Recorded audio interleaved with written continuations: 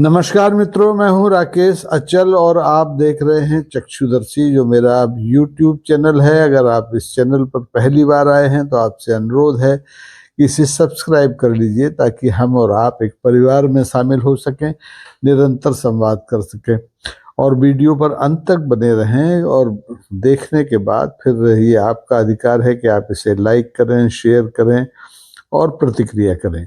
प्रतिक्रिया बहुत जरूरी है, क्योंकि बिना प्रतिक्रिया के बात बनती नहीं है। आज मैं आपसे बात करने जा रहा हूं महाराष्ट्र की। महाराष्ट्र में कल एक बहुत दुखद हादसा हुआ। 19 साल का एक लड़का, साइंस कॉलेज का पहले वर्ष का छात्र था, अर्नव खरे, उसने आत्महत्या कर ली। और आत्महत्या भी क्यों कर ली? क्योंकि वो बहुत बुरी तरह से मानसिक अवसाद में था, डरा हुआ था। क्योंकि अर्नब को 2 दिन पहले लोकल ट्रेन में मराठी न बोलने पर मराठी भाषियों ने बुरी तरह पीटा था। उसके बाद वो डर गया, घर आया, भयभीत रहने लगा और बीती रात उसने अपने घर में आत्महत्या कर ली। केलकर कॉलेज मुलुंड का यह छात्र भाषा के कारण आत्महत्या करने वाला पहला नौजवान नहीं है। इससे पहले भी महाराष्ट्र में बहुत से लोगों ने भाषा विवाद के चलते या तो आत्महत्या कर ली, या उनकी हत्या कर दी गई, या उनके साथ मारपीट की गई। और अब अर्नव के जो पिता हैं जितेंद्र खेरे, वो न्याय की गुहार कर रहे हैं। उनका कहना है कि जो आरोपी हैं उनके खिलाफ कड़ी कार्रवाई होनी चाहिए, अन्यथा महाराष्ट्र में जो हिंदी गैर मराठी भाषी लोग हैं उनके भीतर असुरक्षा का भाव बहुत ज़्यादा बढ़ जाएगा। निश्चित तौर पर महाराष्ट्र में भाषा को लेकर के धीरे धीरे वैसी ही कट्टरता बढ़ रही है जैसी कि दक्षिण में तमिलनाडु में है या दूसरे राज्यों में है। लेकिन भाषा की इस कट्टरता ने महाराष्ट्र जैसे खूबसूरत राष्ट्र को, इसका नाम ही महाराष्ट्र है, बहुत बदनाम कर दिया है। और इसके पीछे केवल भाषा नहीं है, इसके पीछे एक डर है, इसके पीछे पहचान का संकट है, इसके पीछे पॉलिटिक्स है, राजनीति है, इसके पीछे रोजगार है, इसके पीछे बहुत सा पलायन है। जो अलग देखिए, महाराष्ट्र की जो राजधानी है मुंबई, वो सपनों की नगरी है और हिंदुस्तान भर से तमाम सूबों से लोग रोजगार के लिए और अपने सपनों में रंग भरने के लिए, शिक्षा के लिए महाराष्ट्र पहुंचते हैं। महाराष्ट्र में राष्ट्रीय स्तर के तमाम शैक्षणिक संस्थान हैं, तमाम तकनीकी संस्थान हैं, तमाम कला के संस्थान हैं। तो स्वाभाविक रूप से महाराष्ट्र की राजधानी बम्बई लोगों के आकर्षण का केंद्र है। लेकिन इस बम्बई में अगर केवल भाषा के आधार पर किसी की जान चली जाए तो ये बहुत बुरी बात है। और मुश्किल ये है कि इस विवाद को, जो पिछले लंबे अरसे से, कई दशकों से महाराष्ट्र में चल रहा है, कोई स्थायी हल अभी तक नहीं मिल पाया है। अब अर्नब खैरे के इसको जो आत्महत्या है, इसको मैं आत्महत्या कहूँ या भाषा के लिए बलिदान कहूँ या क्या कहूँ, मैं समझ में नहीं आ रहा है। बहुत दुखद हादसा है, लेकिन बहस तो होनी चाहिए। क्या महाराष्ट्र इतनी संकीर्ण संस्कृति का प्रदेश है? क्या महाराष्ट्र की भाषा इतनी कमजोर भाषा है कि दूसरों के आने से वो प्रभावित हो जाएगी?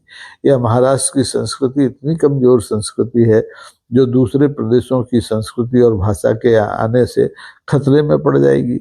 या महाराष्ट्र की पहचान को दूसरे जो गैर मराठी हैं उनके रहने से खतरा हो जाएगा? मेरे ख्याल से ये एक काल्पनिक भ्रम है, ऐसा कुछ होने नहीं जा रहा है। जिसके हिस्से में जो कुछ है वो जरूर आएगा। और भारत में जो संविधान है, भारत का जो गणराज्य का स्वरूप है, उसमें किसी भी नागरिक को किसी भी हिस्से में जाकर के रहने का, अपनी पसंद से खाने का, अपनी भाषा में बोलने का, अपने ढंग से पहनने का मौलिक अधिकार है। और इस अधिकार पर किसी को भी प्रहार नहीं करना चाहिए, इस पर किसी को भी अतिक्रमण नहीं करना चाहिए, भाषा के नाम पर किसी को डराना, आतंकित नहीं करना चाहिए, और वो भी इतना आतंकित कि लोग आत्महत्या कर लें। अब 19 साल के अर्नब जितेंद्र खेरे का क्या दोष है? अगर उसने मराठी बोलना नहीं आती, उसे मराठी समझ आती है, और लोकल ट्रेन में इस तरह का विवाद कि आपको मराठी बोलना नहीं आती, क्यों तुम मराठी क्यों नहीं बोलते हो, इस बात पर कोई किसी की पिटाई कर दे, और इतनी पिटाई कर दे कि वो अवसाद में आके आत्महत्या कर ले, तो इससे ज़्यादा दुखद कुछ हो नहीं सकता है। देखिए, महाराष्ट्र में मराठी भाषी आंदोलन जो है वो शिवसेना की देन है, मनसे की देन है, और बाद में मैंने तो अभी पिछले इसी साल की बात है देखा कि जब भाषा विवाद आता है और सरकार ने, महाराष्ट्र की सरकार ने जब हिंदी को बढ़ावा देने की कोशिश की, तो वहाँ राजनीति शुरू हो गई, और डर के कांग्रेस हो चाहे एनसीपी हो चाहे भाजपा हो, सब एक सुर में बोलने लगे, मराठी के पक्ष में बोलने लगे। यानी उनके ऊपर भी, सरकारों के ऊपर भी इतना दबाव है, राजनीतिक दलों के ऊपर भी इतना दबाव है कि वो भाषा के मामले में संविधान का सहारा लेकर के काम नहीं कर पाते हैं।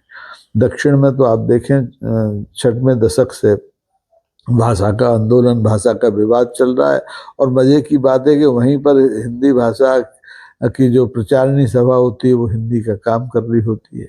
और आज हिंदुस्तान में ऐसा कौन सा सूबा है पूरब से पश्चिम तक, उत्तर से दक्षिण तक, जिसका कि काम हिंदी के बिना चल रहा हो या दूसरी भाषाओं के बिना चल रहा हो? हिंदी तो एक अलग चीज हो गई, हिंदी को राष्ट्रभाषा का दर्जा भले ही न मिला हो, लेकिन पूरे देश में हर कोने में हिंदी को बोला और समझा जाता है। खुद जितने मराठी हैं, मैं तो बहुत से मराठी साहित्यकारों को जानता हूँ, मराठी लोगों से मेरा परिचय है, वो खुद बहुत मतलब हिंदी भाषियों से ज़्यादा अच्छी हिंदी बोलते हैं। फिर वो हिंदी को लेकर के जो एक मन में दुराग्रह है महाराष्ट्र की राजनीति में, उसके खिलाफ खड़े क्यों नहीं होते, ये एक चिंता का विषय है। मेरा मानना है कि ये जो भाषा का विवाद है ये हमारी प्रगति में सबसे बड़ी बाधा है, हमारी राष्ट्रीय एकता में ये सबसे बड़ी बाधा है, राष्ट्रीय संप्रभुता को भी इस भाषा के विवाद की वजह से चुनौतियों का सामना करना पड़ता है। तो बेहतर हो कि हम इसमें उदारता दिखाएं, और ख़ास तौर पर जो मराठी मानस है, जो कि सांस्कृतिक रूप से बहुत संपन्न है, साहित्यिक रूप से बहुत संपन्न है, वो अगर इस तरह की कट्टरता के खिलाफ खड़ा नहीं होता है तो पता नहीं कितने अर्नब खेरे इसके शिकार हो सकते हैं और उनकी जान जा सकती है। तो इस पर चिंतन की ज़रूरत है, इस पर सेमिनार्स की ज़रूरत है, इस पर जो विश्वविद्यालय हैं उन पर काम होना चाहिए। अन्यथा हमने देखा है कि मराठी गैर मराठी का विवाद खड़ा करके लोग कैसे अपनी राजनीति को चमकाने की कोशिश करते हैं। महाराष्ट्र में आप देखें, उत्तर प्रदेश से बहुत बड़ी संख्या में लोग आते हैं, गुजरात से बड़ी संख्या में लोग आते हैं। इन लोगों से महाराष्ट्र की अर्थव्यवस्था बड़ी जुड़ी हुई है, लेकिन कभी कभी बीच बीच में मौका आता है, आप देखें कि सोसाइटियों में गुजराती मराठी झगड़े हो जाते हैं। कई बार आपने देखा होगा कि गैर जो मराठी हैं उनको खदेड़ा जाता है, उन्हें पीटा जाता है, उन्हें नौकरियों में उनको प्राथमिकता नहीं दी जाती है, उनको खास तौर पर रेलवे की भर्तियों में। तो ये जो पक्षपात है, ये जो असहिष्णुता है, ये बहुत खतरनाक है और इस पर काम करने की ज़रूरत है। केलकर कॉलेज मुलुंड में के जो छात्र हैं अर्नब खेरे, इनकी जो शहादत है वो अकारथ नहीं जानी चाहिए। मैं तो कहता हूँ कि केलकर कॉलेज मुलुंड को ही इस मुद्दे पर सबसे पहले संभाषण करनी चाहिए और लोगों में ये एक सद्भाव बनाना चाहिए कि भाषा को लेकर के कोई किसी को अपना दुश्मन न माने, चाहे वो रेल हो, चाहे वो सड़क हो, चाहे बस स्टैंड हो। कहीं गैर मराठी को आप अपना शत्रु न माने, उसके साथ मारपीट न करें और ये आग्रह न करें कि वो केवल मराठी बोले तो ही महाराष्ट्र में रह सकता है। महाराष्ट्र भी इसी राष्ट्र का हिस्सा है और ये कट्टरता महाराष्ट्र के लिए के विकास के लिए बहुत बड़ा अवरोध बन सकती है। तमिलनाडु में भाषा का जो आंदोलन है वो देखिए अभी तक राजनीति की वजह से जिंदा है। अगर राजनीति इससे हाथ खींच ले तो मुझे लगता है कि ये भाषा का विवाद चुटकियों में हल हो सकता है। लेकिन राजनीति बहुत हरजाई चीज होती है, उसे तो मुद्दा चाहिए, तो भाषा ही मुद्दा बना के रखा है, लेकिन इससे काम चलेगा नहीं।